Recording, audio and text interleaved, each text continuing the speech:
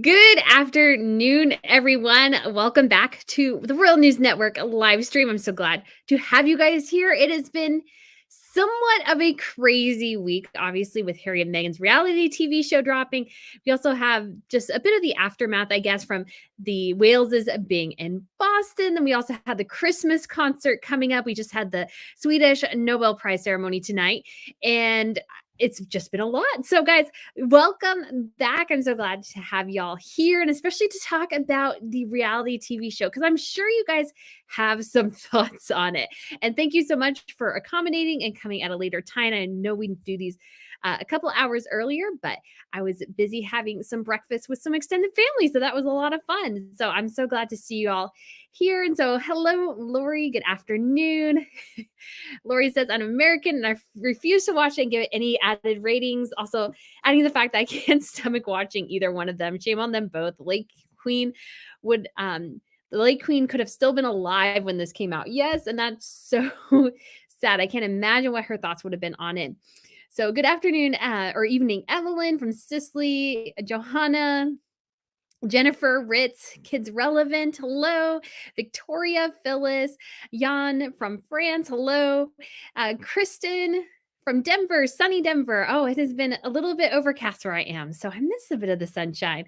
Hello, Nicole, Yolanda, Parker, Melissa, Judith, yay. Judith says, yes, I watched some of it prior to this. How sad Harry has some major trauma to work on. Yeah, I think that's true. I think that's true. And there'll be some major trauma from just this reality TV show because it was interesting. Well, actually, it wasn't interesting. I would say it was boring, but not interesting in a good way, if that makes sense. All right. Oh, Michelle, thank you so much for the super sticker. You are so kind. Thank you. Thank you so much. And Dolores as well, thank you so much for the super sticker. I'm so glad you guys were able to join us today. And I'm so excited to talk about this and maybe share some of the things I miss because I know every time I watch somebody else's video or read more news reports, I'm like, oh, dang, I forgot about X, Y, and Z. So, guys, let me know in the comments if you have any questions or kind of something you want to discuss about the reality TV show. And it's easiest if you put them in bold or sorry, not bold, capitalize all caps, because then that helps me find it a bit as I'm kind of scrolling through everything. And so, yes, thank you guys so much for being here. Oh, Michelle, thank you so much for the super sticker as well. You are so kind. And let's see, we go back up here. I think I saw something. Cindy Lou, good morning, everyone. Brittany worked her tail off getting a plethora of content this week, all being at her grandparents for a special occasion. Thank you, Brittany. Thank you, Cindy. That's so kind of you. Yes, I am at my grandparents' place, and I know I've gotten a couple of questions about this map behind me. So this is a map that my grandfather actually made of the world. Let's see. So he went ahead and took a map, freehand drew the different countries and got them all together. And so that is a really, really cool piece. He does a lot of woodwork. So there's a lot of woodworking things around here. My grandma does painting and everything and crafts. So, and a lot of good cooking. So guys, it's been super fun to be here. All right. Yes, so many people. Margaret Moonchild, Dorothy, hello. Mojo, hello. Good afternoon. All right. Oh, Kristen says my daughter just handed me a double cappuccino with a little whip on top. Well, I hope that that's a great thing to have on a Saturday. Oh my goodness. Kenjo is hi from Japan. It's 3 a.m. here, but it's Sunday and I want to watch this live. Oh, thank you so much. Oh my goodness. You were up so late. I really do appreciate it. I hope you're able, well, I don't know if I should say you caught a lot of the reality TV show, but maybe you did. So Moonchild Dragon says, I watched it sadly. I yelled at the TV a lot. I feel like that was a lot of people's impression of watching it. And it wasn't just that you yelled at the TV set. It was dull. It was really, really boring, I thought. And so you noticed in some of my videos that I sped it up to 1.5 times. So sometimes the dialogue was faster, the movements were faster and kind of janky.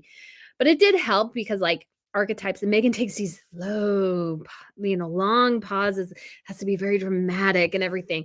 And at some point it's I just wanted to see what you guys said and I'd be willing to hear it, but I just wanted to what is the information Tell me something you haven't told me before. And I really feel like they failed to deliver on that.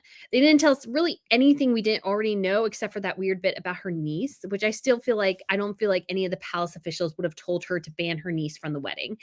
I don't necessarily buy that because to me, that may have been what Meghan told her niece. But I don't feel like the palace would have been okay with that because I feel like they would have been like, hey, like more family members being here. Yes, please do that. Because otherwise it looks weird because it did look weird. So that was the only thing I was like, oh, well, that's I guess new. That's new. So I haven't seen that before. Right. Oh, Adam, thank you so much for this super sticker. You are so kind. I'll pull your name up here later. I just wanted to make sure I saw a question. I want to make sure I didn't lose it, scrolling backwards and forwards and everything. So, Adam, thank you so much. And Clarissa, so you asked, do you think King Charles has not done any action because he is giving Prince Harry a back door? That has always been my thought, is that he's always giving Harry an option to come back. And that makes sense. That's his son. Harry, Charles is his father. So I understand the need to protect Harry, but at this point it's starting to get pretty bad. And we don't know what's in the memoir yet. The reality TV show really didn't drop any bombshells or with like just veiled jabs at people, but there wasn't really any bombshells. It was again not all that interesting. And I really do feel like the palace maintaining a dignified silence really does continue to work in their favor. The more you engage with Harry and Meghan, I feel like the worse off you'll be. Best thing is to just ignore them as a nuisance. And that tells everybody else that yes, they're a nuisance. And I was listening to somebody else's channel and she was saying that, the hardest thing to do in any situation is silence. So the monarchy is really showing a great deal of restraint, dignity, respect in a lot of ways by not engaging in the mudslinging. But if I think government officials are like, hey, we want to strip these people of their titles, I think the palace, even though reportedly the government nor Charles are all that interested in it, I really feel like that's something that needs to be done. And if it's the people rising up and say, we don't want this, especially the people of Sussex saying, we don't want them representing us. They use our name. They've never spent any time here. I feel like that will give a lot of them more leeway and Charles's hand might be forced, which it may need to be. But I feel like, yeah, Charles is, it is his son. And I think all of them understand too that Harry is under Meghan's spell and that spell may break at some point. And we don't know what's going on behind the scenes because this was filmed before the Queen's death. So it's entirely possible that Harry has been making inroads behind the scenes, perhaps. And the palace wants to protect that line of communication, is not letting us know this in case Harry does decide, hey, I want to come back or something to that effect. So I think that definitely could be the case. It's just really difficult to know at this point. Oh, Jen, and thank you so much for the super sticker. You are so kind. Thank you so much. And then Adam, yes, I saw your super sticker earlier. I just wanted to let you know again. Oh, and I missed more. Eliza, thank you so much for your super sticker. I really do appreciate it. And Anna as well. Thank you so much. And that is just amazing. And then we got Jen too. Oh my goodness. You guys post so much and you guys are so kind. I have a hard time keeping up sometimes. All right. And then we go down to, I think I saw a couple more. Parant? Parant? I'm so sorry if I'm pronouncing your name wrong. I'm so sorry. Pronunciation is not my thing. Ask any of my family members. My English is bad. Believe it or not, at least my phonics is bad. CS, thank you so much for the super sticker. You are so kind. And then we have Iowa Aleph. Thank you so much as well. You are so sweet. And I feel like maybe I did. Did I get everything? I think maybe I did. I got CS. I got you as well. Thank you so much for the super sticker. If I didn't catch you yet, thank you so much. I just want to make sure I got everybody and thanked everybody. So let's go here and find some more questions.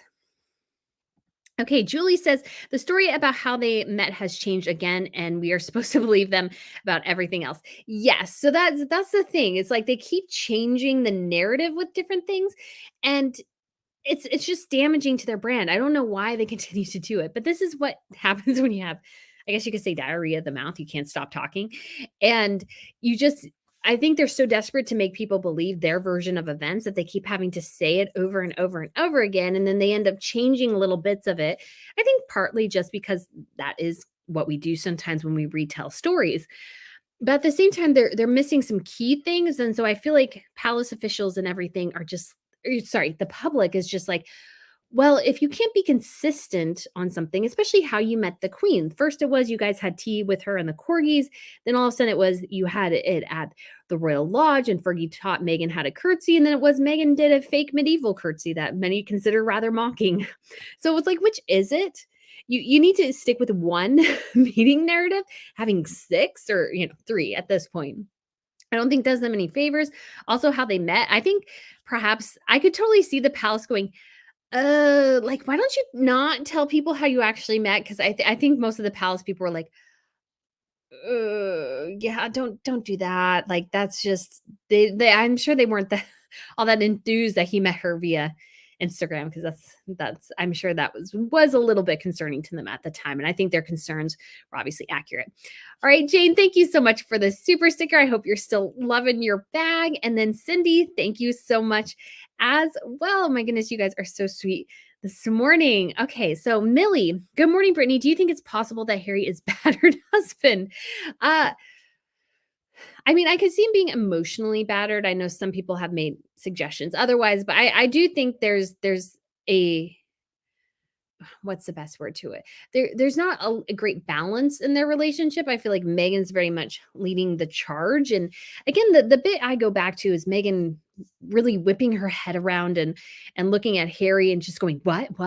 When he was making a comment that, kind of trying to be funny, going, well, she was late to the second date because she made such a big deal about how she didn't want him to be late to their first date. And she thought he was doing it because he was arrogant and all these sorts of things. And so I'm like, it just felt very aggressive the way she was going at him a bit about it. I think maybe I'm reading too much into it. That could be my confirmation bias. Somebody mentioned that on Twitter. I was like, yeah, there's to a certain extent a confirmation bias sometimes. But it also just felt strange to me. So I just don't think they have a very healthy dynamic. We also saw this in at the UN when they were sitting down and Harry let go of her hand after they were holding it. And she not only grabbed his hand, she grabbed his hand in a two-handed death grip. Not totally tight death grip, but she grabbed his hand and pulled it over into her lap. So not only could he not have his personal space, no, she made him invade her personal space. So it's just one of those things where it's just really weird, really weird. All right, Melissa, hello from California. Do you see their titles being taken away? I think there is a greater interest in it than there ever has been before. So there were already always people talking about it, and I know there was that bill, roaming around Parliament, but it wasn't getting a lot of traction in the mainstream media.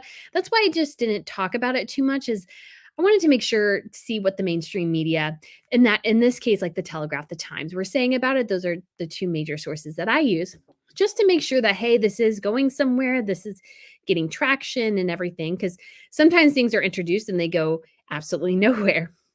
But I do think there's a genuine growing interest in stripping them of their titles because I think Meghan in particular mocking the queen was really, really dumb on her part. And that may have not have been her intention, but is how it came across to the public. And that damages their brand, that damages people's interest in them. And so I feel like that's just not a great look. And so I feel like, especially because the Sussex MP from that area is like, hey, I don't want these people representing Sussex anymore. They've hardly ever been to Sussex. They know nothing about Sussex, especially Meghan. It's like, I'm done, placating these two people and they're using our titles in that way. And so I feel like there's a growing interest there that wasn't before because there was us in our realm going, strip them of their titles. Come on, come on. And I know that's a long, complicated process and it's not easy. But I always thought, well, Charles or somebody in the royal family needs to push it. Apparently he's not. But again, that could be because he's trying to give Harry a route back. But his hand and other government officials' hands might be forced if there's a growing enough outcry going, we want to end this. We need to cut them off. They don't represent us. They don't represent our values, our heritage, or anything. And they've just offended us so much that we are like, no, we don't want them anywhere near us. That could definitely happen. I think there's a growing thing about that. And so AJ Thorne asks, have you heard rumors PC Prince Charles is offering offering money to them and told Harry to only come home if he's alone. I don't know about that, but I definitely think he will only be welcomed back if they are divorced. That's the only time that he will be welcomed back, I think, is if they are divorced and the relationship is done and there's just no going back and it's somewhat official in some way. Because other than that, I don't think anybody trusts Meghan as far as they could throw her. And I don't think anybody really has any interest in trying to mend the relationship right now, given that Harry and Meghan make money off how contentious the relationship is. The worse the relationship, the more money Harry and Meghan have the potential to make. So what does the monarchy need to do? Not giving them any ammunition. That means Harry doesn't really have a relationship with his family right now. And that is how it's got to be. And I think that's the best way to go about it. But it'll be interesting again to see how everything does play out. So John Alvarez says that Meghan's courtesy to the Queen is very disrespectful. Shame on her. Yes, I think it was disrespectful. I think she was also trying to be cutesy. And given her age, she's not really cutesy. And she was a worldly enough woman where it's like, you should somewhat have an idea of what to do, or you should have at least tried to research it. And I think, again, it shows that she didn't really have any interest in his family and she had no respect for the institution just going into it. And she thought all the stuff they do was a joke.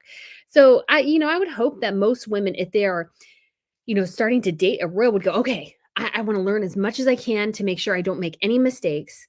And Meghan has this weird thing, well, I only want Harry to tell me. It's like, well, other research can tell you things too. And it would have been smart for her to go, okay, I want to know as much as I can so I don't step a foot wrong. I want to show as much respect for I can, but that she didn't even apparently, she even told us she didn't even try to figure out anything. That it was just like, okay, so do you really care? Or you just play acting that you care? And that's what I thought was interesting.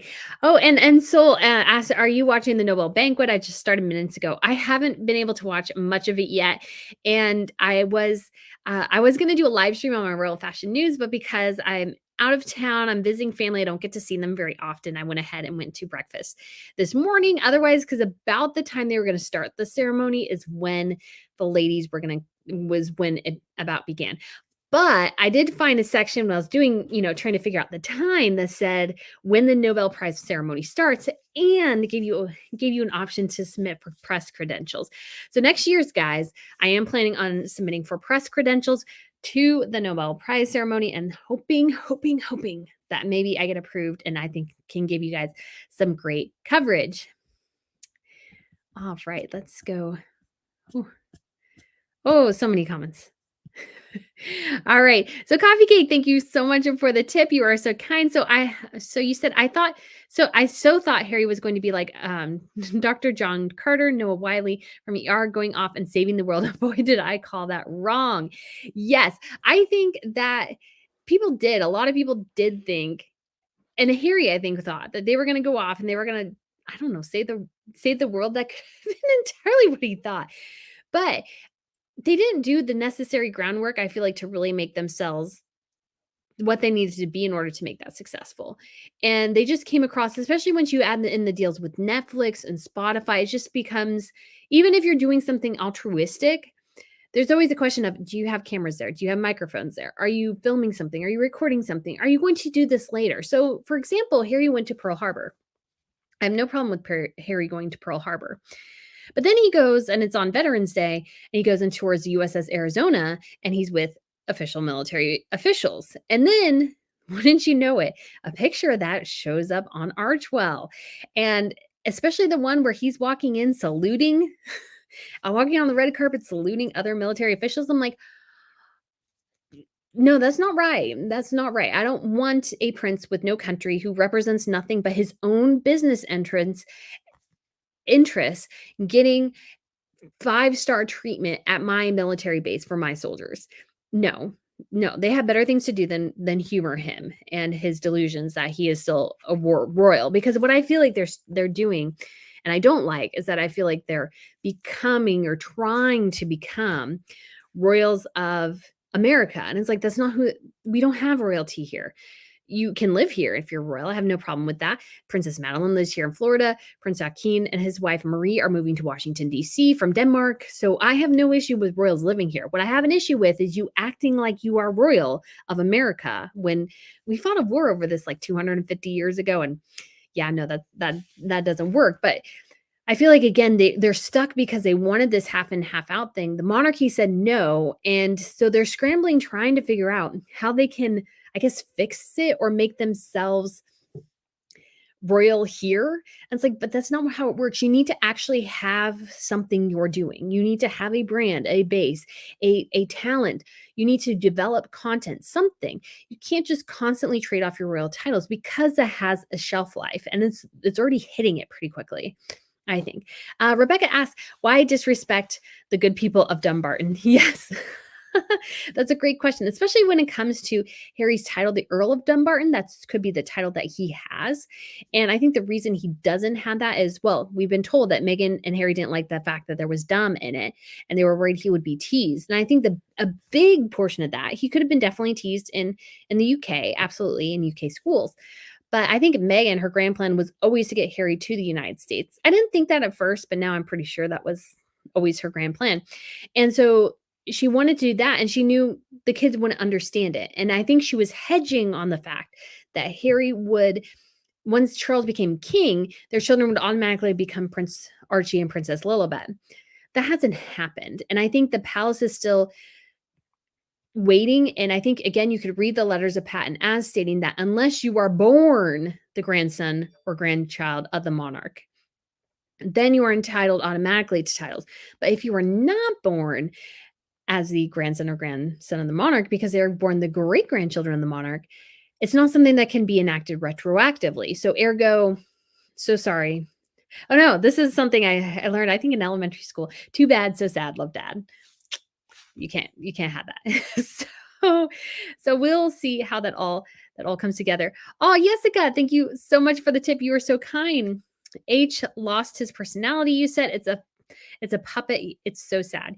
Yes, I do really feel like Harry is a shell of himself in so many ways. And I don't even think he totally knows or totally realizes it yet. I think it's slowly starting to dawn on him. And I do think that with the Queen's death, a lot of his perspective has changed and that he's realizing, hey, I didn't get to see my grandmother like the day before she died. And I was there in country, and it's because my wife didn't want to be left alone because she can't be left alone because of X, Y, and Z reason, whatever reason she gave him. Now, again, that's just me talking off the top of my head. There could be other reasons. But I just think it goes to show that I feel like resentment will build up because he, I think, made the mistake, or they all made the mistake of thinking that the Queen would live forever and not thinking of how they need to cement themselves. Again, like I said, even though royalty now, there's no beheadings, there's no drawn and quartering or anything like that, you still need to play the court game, which means that you need to be kiss up to the monarch, the future monarch, and the monarch after him. So in this case, Charles, William, and George. Harry and Meghan ignored Charles, William, and George in favor of saying, well, as long as we have a good relationship with the Queen, we're fine. We're fine. Which again was completely not the case and just a really, really bad decision to make. That's just not how it works. All right. Oh, that's not, I already saw that one. I thought I saw something else come through here. All right. Oh, Jeannie, thank you so much for the super sticker. M and H should take advice from many coming before them. Monique, who knows, said, but first there is the integrity game. Yes, I agree. You need to have integrity, and that's what Meghan and Harry are sorely, sorely lacking right now. When you start using stock footage, and as I was listening to another YouTuber, and she was talking about archival footage, which means they were taking footage that was of a, not really historic, I would say, event, but a news event, and using it as if it's Harry and Meghan, and they're getting chased. That's a bad look because you're lying, essentially. You're lying and you're telling us she was chased by all these paparazzi when you're using a court case somewhere. Or in the instance, what I love is when they're using the video of them going into Buckingham Palace for the Christmas banquet and they're acting like, hey, we were being chased by the paparazzi and they got a picture of us in a car. And I'm like, you were going to the Christmas banquet. Like, I remember that outfit. And you get great shots of all the royals coming in because they're all coming in that day. And you get a series of pictures of all the various royals from, the most minor royals to the most senior royals. So again, I feel like that is totally disingenuous of Harry and Meghan and just really damages their credibility on an international stage in a way they should not in the slightest. All right. So Millie says, did you see his facial expression when she did the curtsy? Yes. He doesn't look happy. He looks uncomfortable. He maybe looks a smidge irritated. And it's just a little, I feel like, childish of her to do. And again, she's supposed to be the smartest person in the room. She reiterated this new narrative that she's on, that she's a nerd, because she started that recently. Because I actually did a Google search saying, okay, has Meghan Markle ever considered or called herself a nerd before Archetype started? And she did it in like the 5th or 6th episode. Could not find any reference to it except for the fact that she was a quote unquote theater nerd. That's what somebody said and was printed in the Chicago Tribune. That's the only time I've ever seen nerd with Meghan's name. So all of a sudden she's this big old nerd. And so you're telling me this worldly woman who's apparently very smart, very intelligent, very articulate, very cultured is going to do an exaggerated medieval style bow that she learned at, what is it called? Oh, what is it called? King Arthur's court or something. Oh, there's a hotel. The Excalibur in Las Vegas. That's what she's basing her curtsy on, is the Excalibur in Vegas. I think that's a hotel name.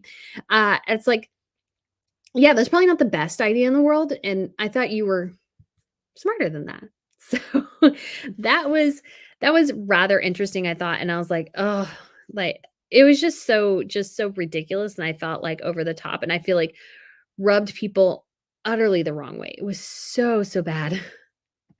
Okay. MG, love you, Brittany, but you're you mispronounced yeah. I did mispronounce it. Totally will own that. Totally will own that. Again, sometimes I'm trying to get through these videos quickly because I have other things I need to be doing. And so it's like there were a couple of words I was like, I don't think I'm pronouncing that right, but I was like, meh. There's only so much you can do sometimes, guys. But yeah, sometimes I probably maybe should have taken some time and tried to review it, but it just, I was trying to look through and I was like, oh, that's a bit frustrating. So it says, did you hear Thomas Markle will be releasing a documentary next year?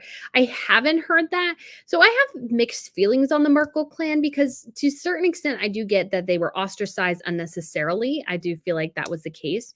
My always thought was Meghan, they didn't fit into her narrative. So Meghan was perfectly happy to dismiss them. And she didn't think there would be a problem because to her, they were so low level in her mind. Like, why would I even need to do something like an NDA with them? They're not even worth my effort to try to get them on the same page. And again, I think that was a huge miscalculation. I think she definitely, if she was smart, she would have, if she thought there would be any sort of liability, she should have gotten them under an NDA as soon as she could, given this climate she's under, or try to placate them in some way. I think that was a massive miscalculation on her part. So big. And again, just goes to the arrogance, thinking they weren't ever going to be a problem.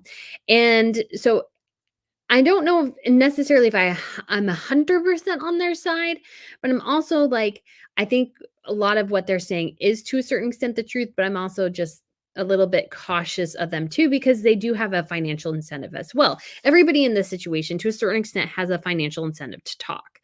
And you have to, because they have that financial incentive, are they telling us the truth or are they telling us something that we want to, that they think we want to hear? So that's why I'm a little cautious on the Markle clan, because I do think they do fall into that realm a smidge. But I'd be interested in seeing it and learning more about it and learning more about things from their perspective, because I did think they were unnecessarily basically shunned for, I don't feel like, fitting the image Meghan wanted to portray to the world. Because I said it in my first video, which I just realized I forgot to tag in my last video. I'm so sorry.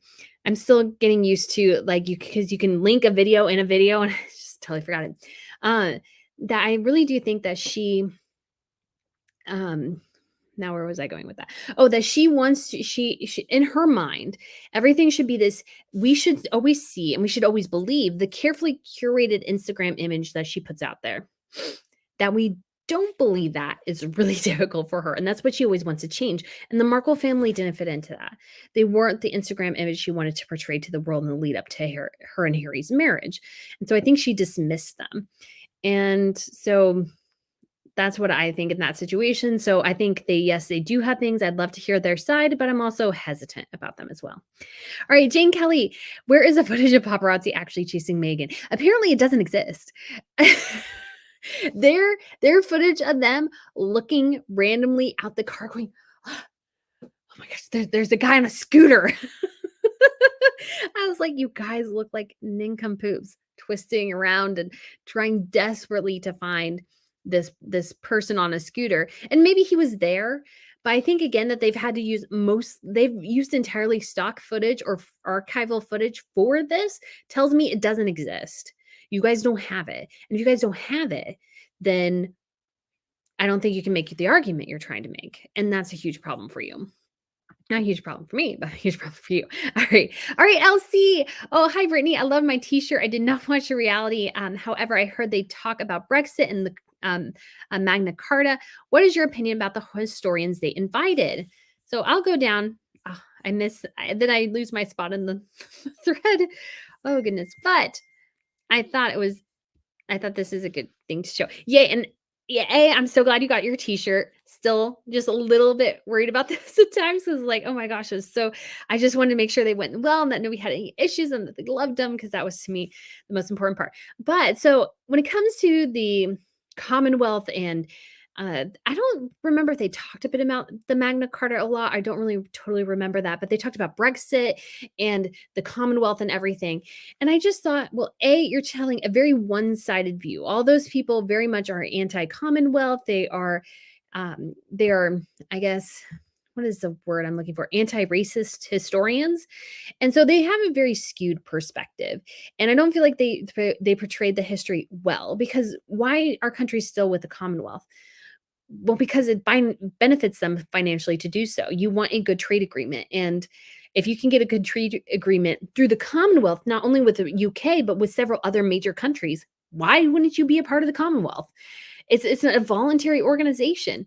And yes, you have this shared history of colonialization, but that's because, hey, it happened to be the Europeans who colonized. People did it on minor scales in Africa. We just don't hear about it much. And the reason we don't is because when it comes to history, I actually went to a conference on Sudan and South Sudan. And one of the people speaking actually said something really interesting, which was that we actually don't know that much about South Sudan until Europeans arrived because they didn't write anything down. So there was no written record. So we don't know all the conflicts that happened, but he has actually able to trace through some things that happened in their timeline based on the names they gave their children, because they often did oral resuscitations of all the family members' names. So I found that really interesting that there's some places where we just don't have records of. And it just happened to be that the Europeans were the ones who tried to colonize the world. The Chinese almost did it. They got to Africa, and I think around the same time as Columbus, they were expanding out. But then instead of expanding outwards, they decided to expand in. And part of the reason that the Europeans expanded outward is because of this evangelical aspect of the Christian faith was partially what propelled them, in addition to obviously expansion and empire and all these sorts of things. That's also what happened, what drove them in a different way than, let's say China. So that was something kind of interesting, but I don't think they gave, again, a good perspective on this issue. And I don't feel like it was very one-sided, but so was the whole thing. So I didn't think any of it was all that helpful or insightful, if that makes sense. So that's my take on it. All right, Misty Payne, thank you so much for the tip. You are so kind. And so Kid Relevance asks, what are you hearing about politicians putting a bill before Parliament, stripping the titles? So I mentioned this earlier in the video, but I know more people have come on since then. I think definitely Harry and Meghan are looking at the end of their titles as the Duke and Duchess of Sussex, because I think more and more people are irritated with them, and they keep taking off more and more people. And so politicians and people in those communities are like, hey, you don't represent us. You don't represent our values. Why do you have these titles? Why do you have all these still special privileges attached to the family that you clearly despise? And so I think the good thing about the documentary or reality TV show is that I feel like a lot of people are now really starting to see through Harry and Meghan. And then in addition, it's giving people incentive to going, hey, because I do feel like for monarchies to survive, there needs to be a mechanism to strip somebody of their titles when they become a liability rather than an asset. Because I know again, they don't do beheadings or anything like that anymore, but in the medieval times, if you became a liability, they got rid of you pretty quickly. And obviously, we don't want to do it the same way. But for the monarchy to survive, it needs to get rid of people who are not living up to the role that they should, because that damages the whole institution. So they need to figure out a way to, in the future, saying, hey, if you want to leave and do your own thing, that's perfectly fine, but your title stays here. Your title stays here. You don't get security funding or anything like that. You don't get like, you're done. There's no this weird half in, half out thing that Harry and Meghan wanted to do, which would have never worked, especially given what they wanted to do. I'm sure they would have had the reality TV show if they had their way, following them through the Commonwealth, and they would have been done all these different shows with Harry and Meghan, and in South Africa, in Pakistan, in Australia. They would have done all those different things in order to make money. So they would have been making money off the government's back, basically, which is not what you're supposed to do. Now, granted, to a certain extent, royals or those connected with royals do get business deals that other people don't make. Hey, that is the name of the game. But this idea that you would actually take a government funded position and really back end it with a whole lot of cash for Netflix is completely not what you're supposed to do. Not what you're supposed to do at all. Sorry. So 037 Ekima says, isn't it a stereotype, aka archetype, to assume a man is arrogant because he's late for a date before ever meeting him? So thank you so much for the tip as well. I've been trying to, I'm like, oh, I need to put him up. But at the same time, I'm like, oh, then I lose other people. There's so much going on. Oh, and Judith, thank you so much for your tip. You are so kind. I'm so glad you appreciate all the work that goes in here. I really do appreciate it. But 037 says, that a man is Megan's comment about this really bothered me, because she was like, well, he's late. Like, the attitude was, how dare he be late for me? I am 100% worth it. I am perfect. I'm sitting here. I'm gorgeous. I'm a TV actress. How dare a man make me wait for anything? And it's like, well, people are late.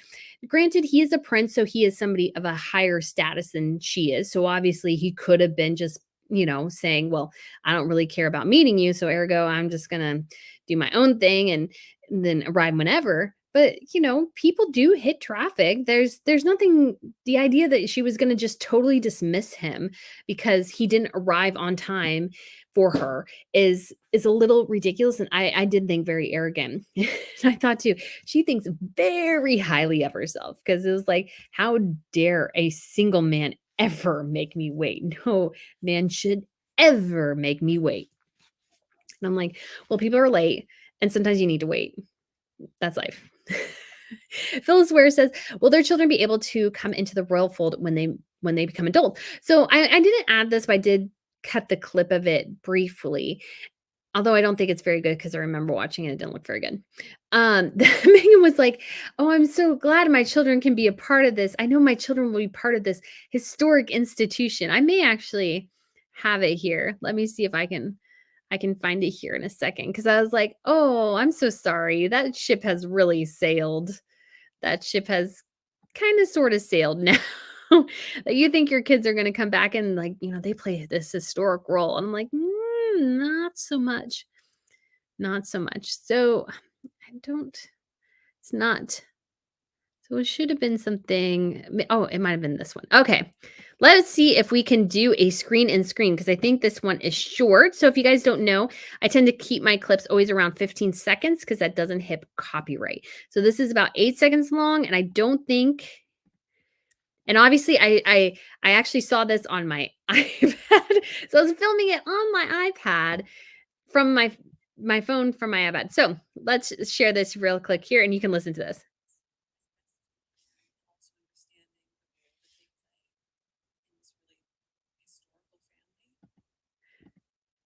Okay. So that's not much, but you can say she's like, the role they play in this historical family. I was like, what role are you talking about? There is no role anymore. You left. The role you had no longer exists, really. And so I just thought that was like, when she said that, I was like, I guess just because they're mixed race that they play a role, but, when it comes to, like, the broader family and actually working within the family, they don't. And I honestly don't see them being brought into the fold. Charles has always wanted to slim down the monarchy. William, I think, wants to do the same. I think it'll come down to the Waleses' children. I think they will all be working members of the royal family. When they become adults, I think the idea that they couldn't be is a little bit too much. So I think they'll all be working members. And then I think as well that I just don't think and can you trust Meghan if, she's with her kids or helping her kids or something? I think the lack of trust is there. So I think even if the kids grew up, and especially if they don't say, hey, you know what? Growing up with my parents was terrible and I want to completely shun that life and come over to the UK. I mean, they can totally do that or they can totally not do that. And I think if they did that, there may be some interest, but without that, I think they will always be loved members of the family, meaning they come for big events and those sorts of things. But are they ever brought into the fold the way Catherine and William's children are? No, no, that's not happening. I just don't see. I just don't see that happening in the slightest. I really don't. Oh, Dr. Nicole, thank you so much for the tip. You are so kind. All right, let's saw a couple others here. So kids relevant. Oh, thank you so much for the tip. You are so sweet. Did you see her behavior when Harry mentioned she was late to the second date because she was showering? What? Late? Me? It was hilarious. Yeah, it was a little hilarious. And I thought somewhat disturbing. Like she was like super on him for like even suggesting that she was late. Here, I actually do have the clip here. And as long as I don't, again, play it for more than 15 seconds, because if you haven't seen it, I know some of you have probably seen the video, but others haven't. So let's see. Let's see here. So, and so again, all the long. I was late. Yeah. Remember? You came rushing in from having a shower. From Wimbledon. So I just, oh, whoops. Let's remove that. Okay, there you go. I just thought that was, she's like, what? What? I was late. I was late. And I just was like, oh, you're being really intense about this. It's like, you were late. It's not that bad. And so it was just one of those things where I saw that I was like, "Oh, you're being a little intense there for something." And I think again too, I thought that was interesting that he mentioned that she came from the shower, which I'm sure was intentional, guys. I'm sure that was intentional. When I heard that, I was like, "Oh my gosh, that's like the oldest trick in the book. I just came from the shower." And yeah, so that's what I thought when I first heard that. So anyways, all right. Renee J says, Harry's wife read The Rules, How to Catch a Man. A lot of her plays are straight out of that book. Yes, I believe I've heard that as well, is that she didn't use a book and she kind of lived by it. And she's just, yeah, is just very cliched in so many ways. All right, Ashley Claire, thank you so much for the tip. Sorry I missed the last that last live stream. I haven't watched the new documentary or whatever you call it. I feel sorry for their kids. I do too. I think they lead a very isolated existence. And I also thought when I was watching it, I was like, I bet you this is the most Charles and William have ever seen Archie or Lily. I think on the documentary, that's the most they've ever seen those kids. We heard even before they left the UK that there wasn't. I don't think the relationship was friendly anyways, because I think there was a lot of mistrust already brewing, especially after whatever the bridesmaids incident was. And so, because we've heard the obviously the most banal version is that it was a fight over tights and that Catherine wanted her children to wear tights because that's proper and dresses fly up and everything and her, little girl and the blisters on the back of the feet. And of course, Meghan didn't want to do that. So Charlotte was seen messing with the back of her foot as if she was getting a blister. So apparently Mommy Catherine was right. But the other thing was that, obviously it was to the point where the other story is that there was very much a lot of picking on Charlotte by Meghan and Jessica Maroney, her friend. And so that's why they decided not to. I think was a catalyst for Catherine and William not having a very good or close relationship with Harry and Meghan at the time. And I think that extended. And they only saw the Harry and Meghan, I think less than 5 times. And then Charles only saw Archie like twice or something to that effect. And probably one of those times was the christening. And so I just feel like there wasn't very much an effort on Harry and Meghan's part to engage with family members. And so I imagine that that was the most they saw their children was, Harry and Meghan's children was on the documentary or reality TV show.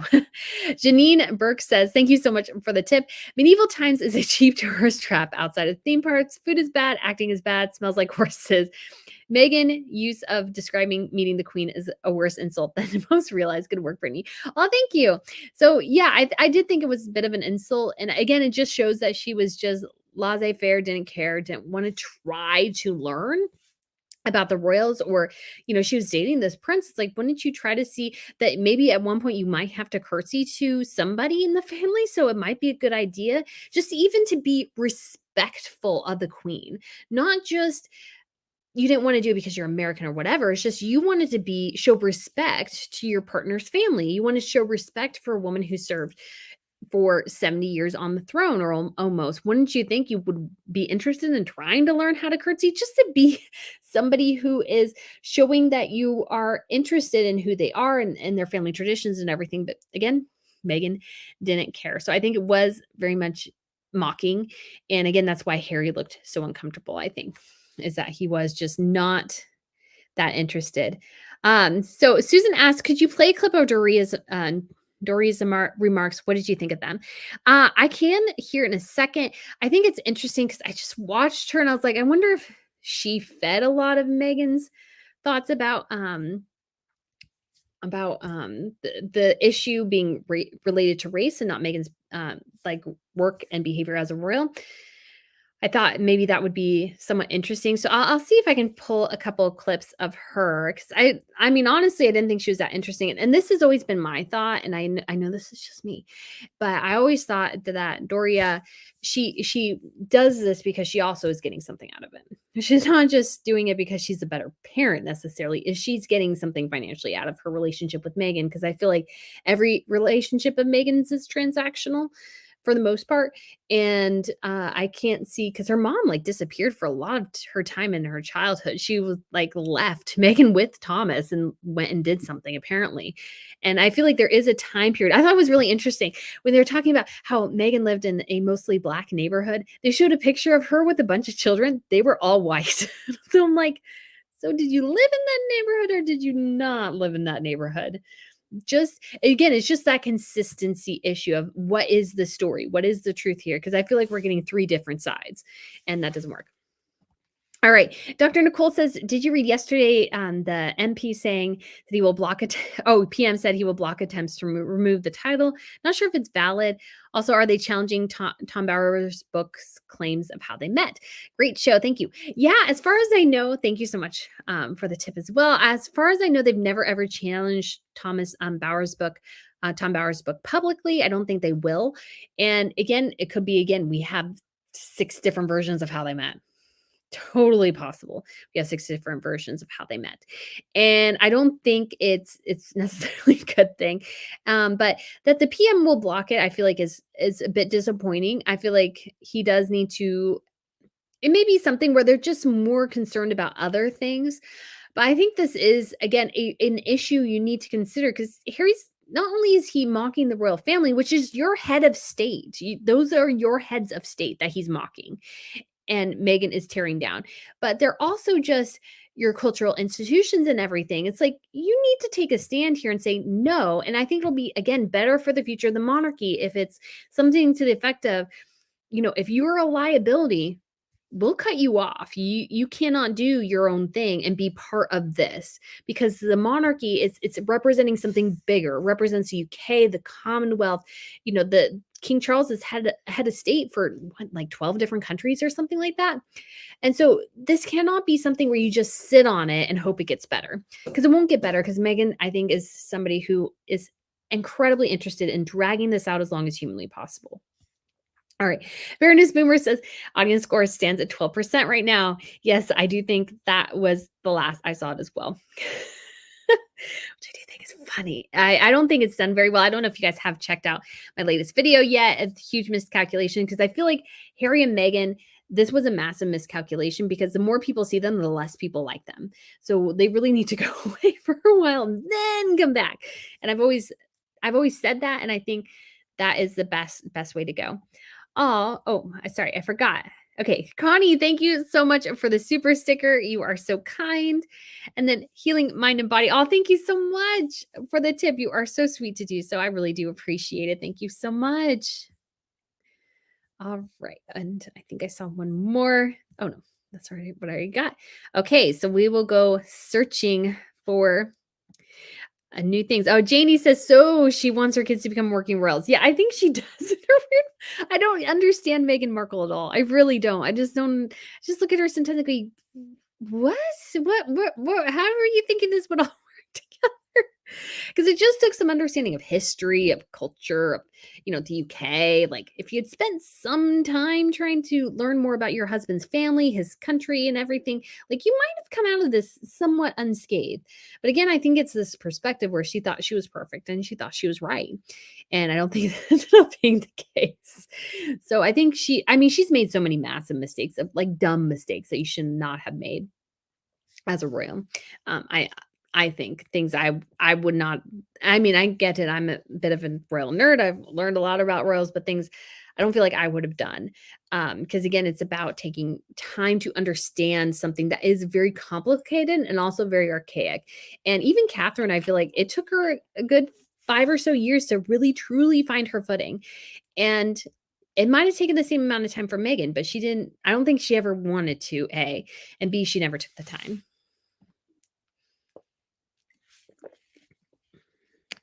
Oh, so ACS, can you please talk about Scotland? Did they really try to claim independence and got denied? So if I remember correctly, because there was this funny little cartoon, it said it was Scotland and England, because it was around the time the Scottish independent referendum was going around that Catherine announced she was pregnant with Princess Charlotte.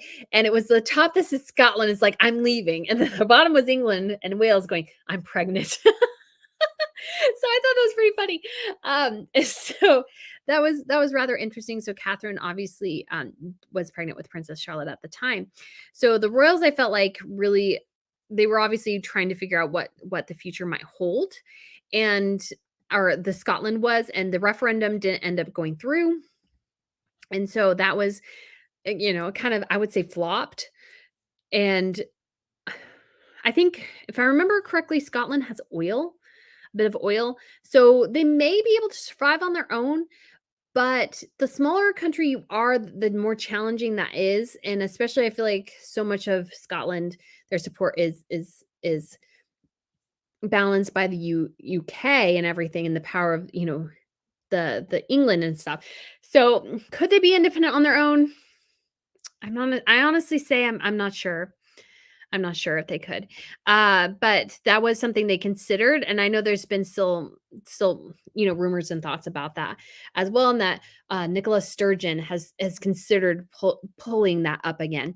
And again, you have to think, so England and Scotland were separate countries. When I was in Scotland, I did a tour of, like, Rosslyn Chapel and went down to the border where Hadrian's Wall is, and because of the territory between England and Scotland, historically, there were just a lot of battles between them because they were constantly vying for the border and getting more territory and stuff.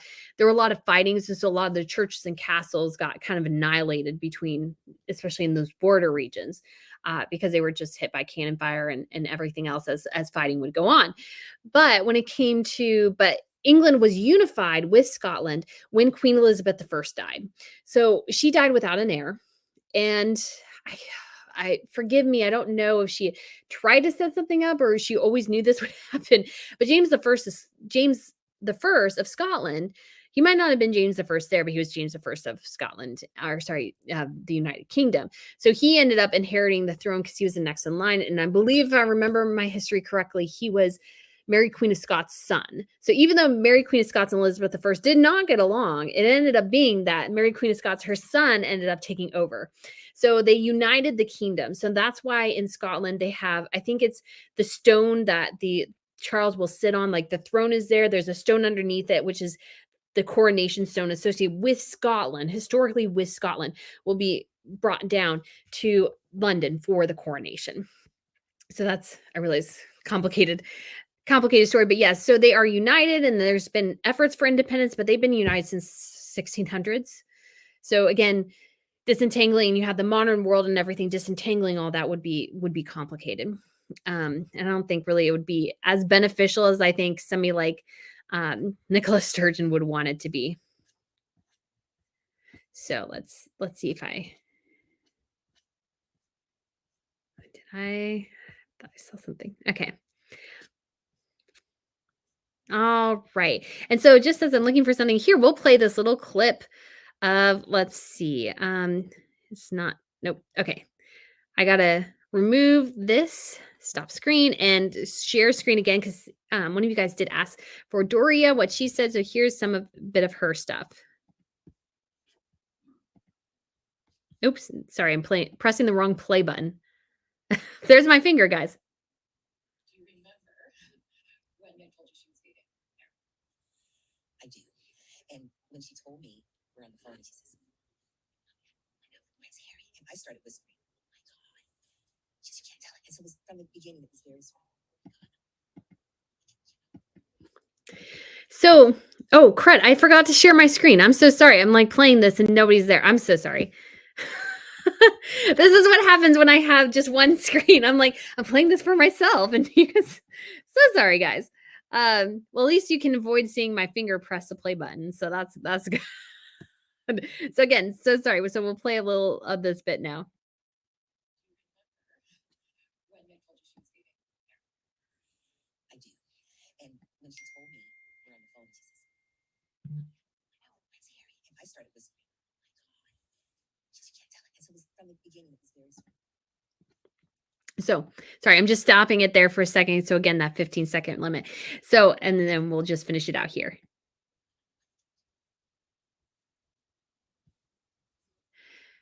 So yeah, sorry guys for not showing that first face.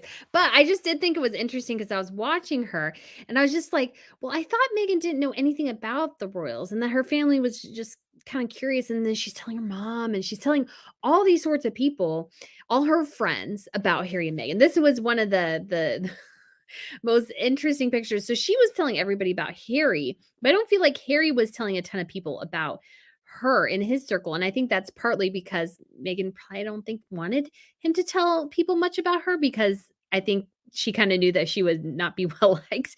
But I thought this was funny. This was a picture of the moment apparently that Meghan and her friend from Suits, Abigail Spencer, the moment that she told her she was dating Prince Harry. So again, I feel like this part is another conflicting narrative of, well, I didn't know anything about Harry. I only cared if he was nice. I didn't Google him and et cetera, et cetera. And then she's like cheering and having huge like parties that she's dating a prince. Not really huge parties, but she's obviously telling very key people in her life, but also like having these huge like mini celebrations like I backed a prince. So again, I just feel like there's just something there that I feel like strikes me as incredibly disingenuous. And I felt like her mom saying, like, you're dating Prince Harry. Oh my gosh. I thought Meghan didn't really know who Prince Harry was. So why is her mom going, oh, I know. Oh my gosh, that's so great. Like, she didn't need her mom to tell her anything about him or anything like that. So again, maybe I'm reading too much into that, guys. But yes, again, so sorry for showing you a blank screen and not talking for a minute. That was silly of me. All right, Linda Baker, thank you so much for your tip. And Mojo, thank you so much for your tip as well. And let's see. I thought I saw something else, but no, let's see. Okay, so Karen, this is back to the Scotland King thing. Karen said, I'm Scottish and I live in Scotland. The First Minister has been pushing for a second referendum, but this is not the wish for many Scots. The Supreme Court refused to a second referendum, thankfully. Oh, that's good to hear. I understand from the historical perspective somewhat, but I don't feel like, again, a lot of it has to do with the EU and Brexit as well. So that's somewhat of it. Sandra says, congrats on 70,000 subs and making body language guide video being quoted. Oh, I was quoted in the body language guide. I didn't know that. That's cool. That's fun. Awesome.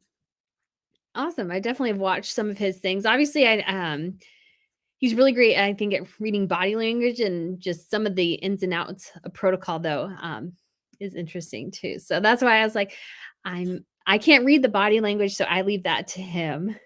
All right.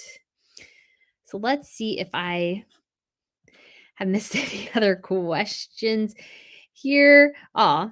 Marcia says, Brittany, please slow down. I love your channel, but the effort it takes to try to understand your machine gun speaks gives me a headache. Comma delivery aids pronunciation. Loving suggestions. Thank you. Yes. I'm sorry. I do talk a little bit quickly, but I also want to try to get through as much as I can. So sometimes that is a little hard on the live streams, although I do need to do better on the videos. Pulsar asked, was it true Meghan wore Diana's perfume on the first date? So that has been broadly the rumor for a long, long time. Obviously, she didn't say that in the Netflix documentary. She didn't tell us that. And I don't think she would have, but it was just one of those things where apparently she did do that. And it's just, I don't think a great look, a great look. So that was just interesting that she maybe had gone ahead and done that. Rich says, I still love the fact that she carted around a giant hat at Wimbledon and was not allowed to wear it. She's something special. She is. Yes, she is. So apparently they have changed the rules at Wimbledon and you can wear a hat on supremely hot days, but she was wearing a hat in some sort of box that she had gotten a ticket into. And again, she was connected with, Serena Williams' agents. I mean, I'll give her credit where credit is due. She's very good at social climbing. She's incredibly good at that. So I think, so yeah, but she apparently really likes her hats. And although I feel like Catherine dominated the Wimbledon hat game, I feel like Meghan's hat, along with her outfit, her first Wimbledon outfit as a row was so terrible. The striped shirt that was too big, the pants that were too long. It was an awful look. It's really awful look. All right, Angela, thank you so much for the super sticker. I'm not sure if I thanked you yet or not. So thank you so much. All right, Janie says, okay, so did Meghan have her first date with Harry in Vancouver or London? I do think it was London. That makes the most sense. But they could have met in Vancouver, or sorry, not Vancouver, Toronto. That's where her show was filmed. That's where Harry was having the next Invictus Games. So I could definitely see them somehow getting connected via the Toronto set because that's a pretty small community. And so I could definitely see her getting connected there. Oh, Mama Otter, thank you so much for the tip. What are your thoughts on the non-disclosure being lifted for their staff? I think the palace should pay the fines and let them talk. So I am all for letting the staff members talk. Like if Meghan can share her truth, the staff should be able to share theirs. I'm all for equal and fair game. And so I think that is something that Harry and Meghan, that the palace should definitely do. Now, here's the thing. I don't know if there's a fine that they have to pay. I haven't heard that before. But non-disclosures usually mean that if you talk, whoever talks can be sued because they were under a non-disclosure. So in this case, though, the non-disclosure isn't held by Harry and Meghan, who could and would sue. It's held by the palace. And so because the palace holds the NDA, they should be able to talk, and the palace is the one who controls whether or not they do. So if we all of a sudden see all these former staff members chatting, then we know the palace has said, yeah, we'll release the NDA. We've already seen instances of this when Jason Knaft, who was the private communication secretary for at the time the Cambridges and the Sussexes, that he testified basically on behalf of this, the Daily Mail, sharing conversations that Meghan had with him and with others on the staff members, which was kind of pushing back against her narrative that, she didn't have any text messages, she didn't have emails, she didn't know who Omid Scobie was and everything. He pushed against that. So when he did that, I was like, oh, the palace, and specifically Catherine and William, who are very close to him, told him basically, if you want to do this, we won't say anything. So I feel like he was given permission, and that I think is why we heard the staff members talk, even though they didn't give specific names or anything. I feel like the palace did not go after them for talking. And so I think that shows that the palace has a mostly hands-off approach when it comes to this situation. All right. Leah Miller says, what do you think about the narrative that Harry didn't know anything about Meghan, what Meghan needed as a royal? Oh, this is a good question. Like he lived as a royal all his life and had never seen a woman curtsy. Yeah, that was really weird on Harry's part. It's like, I thought you wanted to help your spouse. Like, don't you know things? And it's just interesting as well to think that he maybe just let her just fall flat on her face. Like, why would she do that? Why would he do that? That doesn't benefit her. That doesn't benefit him. And that as a spouse is not great. It's a complicated family, and I feel like to a certain extent, women helping women in this situation probably would be better because as a woman, there are different restrictions and requirements on you. And Harry has been very coddled, so I'm sure he doesn't know everything. But I feel like in this situation, it would have been Catherine, Sophie, her Majesty's ladies in waitings who would have helped Harry's spouse. Thing is, Meghan didn't want help. And she didn't want help because she wanted to fail. And if she could fail, then she could drag Harry back to the United States. I think that's what she wanted. So even though Sophie offered to help because she has older children and one of her ladies in waiting should also helped, then it was something that was, I think, better in a lot of ways. But Meghan, sorry, I got distracted by my pseudo moderator telling me something. So it was I don't think Meghan wanted help, and I think she wanted to fall flat on her face, and I don't think she realized how spectacularly that would backfire. Because again, she didn't even try. She didn't really try to understand that, no, you can't wear Dior all the time. No, you probably shouldn't wear Givenchy, it should be something else, and, your hat does look like poo, like the poo emoji, so maybe you should choose a different hat. I don't think she wanted any of that kind of help, or, oh, the big thing is you're doing an engagement with the queen, you should probably wear a hat. And she was like, "Nah, I don't want to wear a hat, so I'm not wearing a hat." And they're like, "Well, you need to wear a hat." She's like, "Eh." So, anyways, so she did all this, and I feel like it has spectacularly backfired on her. I think she didn't want help. And Carolyn asked, thank you so much for the tip as well. Why do you think Meghan didn't want Sophie, the Countess of Wessex, to help her? I'm sure too. I think Meghan tried to get, I think, Catherine to help her. And it's like, well, Catherine had 3 children at that point. She's a very hands-on mother. We've seen this in her interactions with the children. She's very, very hands-on. She just had another baby. She doesn't have time really to coddle Meghan. And Sophie did. But I wonder if Meghan didn't think Sophie was high enough in the line of succession that she didn't even like, well, it's like, well, her husband is beneath my husband in the line of succession. Why should I listen to Sophie? Even though Sophie is, I would say, the person you should like glom onto the post almost, because Sophie was Her Majesty's favorite. She had access to more tiaras than anybody else in the family besides the queen. She had at least 3 or 4 of them she could have access to. She had her wedding tiara. She had at least 2 aquamarine tiaras, and I want to say she had another one too. So she had at least 3 that I can think of.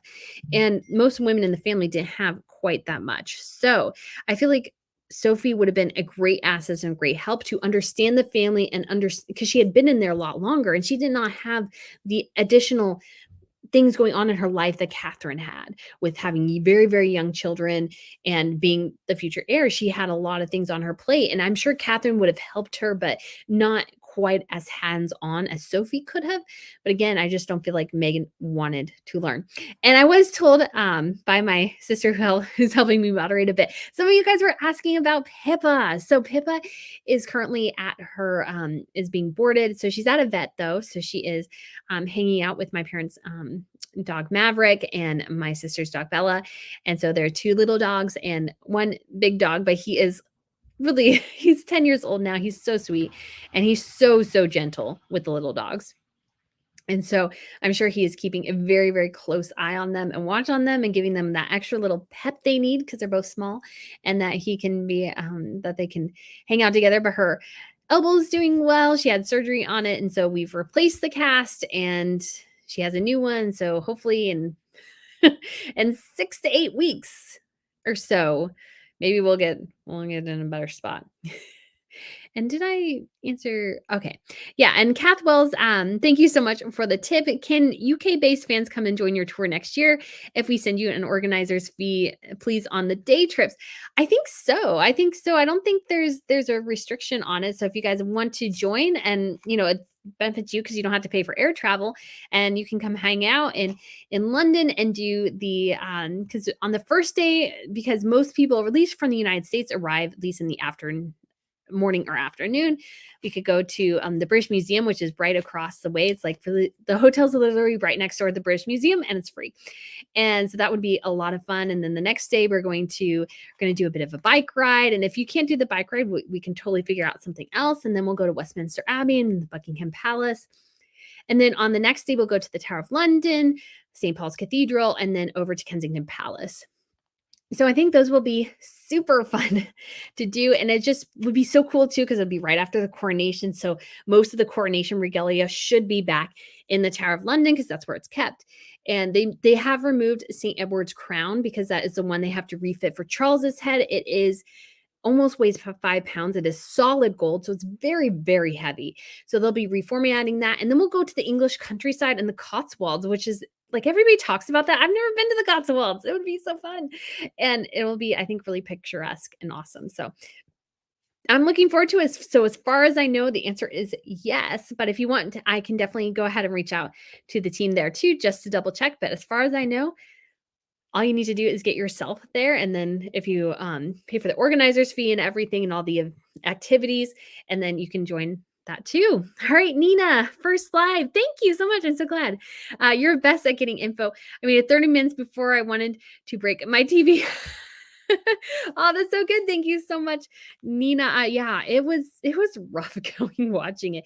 I mean, it was just dull. And then somebody finally on Twitter said speed it up to 1.5 times. I'm like, oh my gosh, that makes it so much better.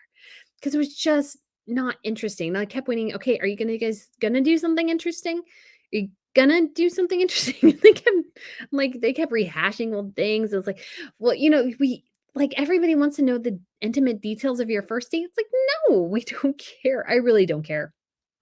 I really don't care. It was just interesting to see how they interact in terms of the late thing, which is not what they wanted us to get from that. But it was just kind of it was strange.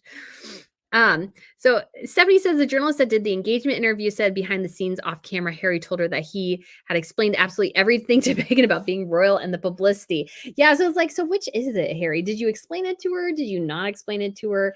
And the thing is, too, is she complains about the press, but it's like, but you were an actress and you posed for your own paparazzi pictures. You paid a photographer to follow you and take pictures of you in London, which he could not sell because nobody knew who you were at the time. So you're telling me you have an issue with the royal family, and it's just boggles my mind. Like, she doesn't want the press. But again, it goes to the fact that she wants tons of press. She loves the press, but she doesn't want them to print anything she doesn't agree with. And that's the big issue. All right. Azima asks, has Eugenie taken Harry's side? I mean, I think she's a conduit of communications, perhaps a bit between the families, but I don't know if she's totally taking his side or not.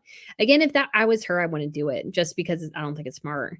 Again, think medievally, which is again not what you want to do, but you got to think of all these different connections in the households and everything, and how do you keep everybody happy? Best thing is to not take off the future heir and the current king. That's the best thing not to do. So going around and sharing like intimate details of your time with Harry and Meghan or doing the interview, oh, that would be a massive misstep for Eugenie. Like, don't do that. Really don't do that. Big, big mistake, in my opinion. You got to keep everybody happy. And you can keep talking to Harry and Meghan. No issues with that whatsoever. I think that that's perfectly fine. That's good for Harry to have that connection. But don't put your relationship with Harry above the relationship with the crown. Because again, won't go well. Oh, LC, thank you so much. 70,000 subscribers. I know, that's so exciting. Thank you so much, everyone. I'm so excited to have 70,000. It is awesome. Oh, and I see here. Okay. Sorry, just saw a spam thing there. So just wanted to get rid of that real quick. All right, healing my body and mind. Do you think Meghan wants to start the TIG again and just get freebies? Yes, I have suggested before that, and I did a whole video on it, that I think she does want to restart the TIG. And because I feel like that's when she probably felt the most in control. But again, I feel like she wants this carefully curated and managed Instagram profile of herself to be all people see. And I think that dream has died. It's been dead for a long time. So I think the smarter thing for her to do is, I don't think to restart it or to just be Meghan Markle. Like, you need to be Meghan Markle. Stop being the Duchess of Sussex. Be Meghan Markle, because that's what will help you, I think, get through all of this. And because people need to see that you can actually make money. You can actually be successful without relying on your royal title. If the royal title is all you're worth and that's something that people are interested in taking away, people will back away from you because they're like, well, she could lose that, or they could divorce and she could lose it. Like, why would I put my stock in somebody whose sole claim to fame, and as I've seen, the sole ability of her to make money is saying she has this royal title, and that's not something that may or may not stay forever. So, all right, guys. So I have been told I need to wrap it up here before too long. So let me get here to the last couple of tips. Tanya asked, do you think Harry and Meghan will be invited to the coronation? I'm not sure. I'm really not. I could see them going. I don't see them wearing crowns. I don't see Meghan wearing a tiara. I think the only people who will, and I know this was different at the Queen's coronation, but when it comes to Harry and Meghan, I think it'll be, or this one with Charles, I think it'll be the direct heir. So it'll be Catherine and William and Charles and Camilla, and that's it. I could be totally wrong. I could see maybe tiaras being worn, but I don't feel like Charles wants this very ostentatious, over the top coronation, which also doesn't fit with the austerity measures that people are living under right now. So I don't see that, but I just don't know if they'll be invited or not. So I just don't know. I just really don't know. I could see, I'm sure he wants them to be, but at the same time, they're just a huge strain on him and the whole system, I feel like. All right, so Jadi asks, thank you so much for the tip. Watch Nate the Lawyer's channel. He had Meghan's sister on. She seems sane, very. She is multi-major college. Shrink again, very well spoken. So yeah, I wouldn't mind listening to her again. I would be curious, but again, also always approach things with a hint of reservation. Hi, Brittany. We were in Boston during the Royals visit. Everyone in that ultra liberal town was delighted with Harry and Meghan. How long do you think Harry and Meghan will keep the titles? I don't know. I don't feel like too much longer. I feel like maybe after the coronation, maybe they may start to change things. I think they're seeing where the memoir lies, where the reality TV series falls. But I think so far, I don't think they need to worry about the reality TV series too much. I don't think it landed the way Harry and Meghan wanted it to. All right. So Pia for $4.99. Thank you so much for the super sticker. And just trying to, I think that was it. Yes. And if you guys want to as well, just thought this would be cute. So we got my grandma for her 90th birthday. We got her a tiara and she rocked it so well. So let me see if I can find a good picture here. We'll grab a picture of her, a little video of her waving. So I thought that might be super fun for you guys to see. And then we can end on that here real quick. So let's see if I can get it up here because you guys might. So she is 90 years young, rocking it awesomely. So let's see here real quick. All right, guys. What do you think of my grandmama with her gorgeous 90 and fabulous tiara and sash? She looks so beautiful. Can you believe she's 90, guys?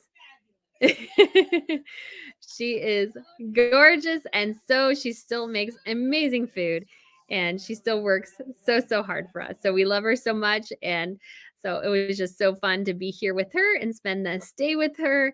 And so yeah, she is so sweet. Oh, I love the comments. Oh, I'll have to let her know, guys. Happy birthday, Grandma. And so yeah, oh, so Sandra, oh, so pretty.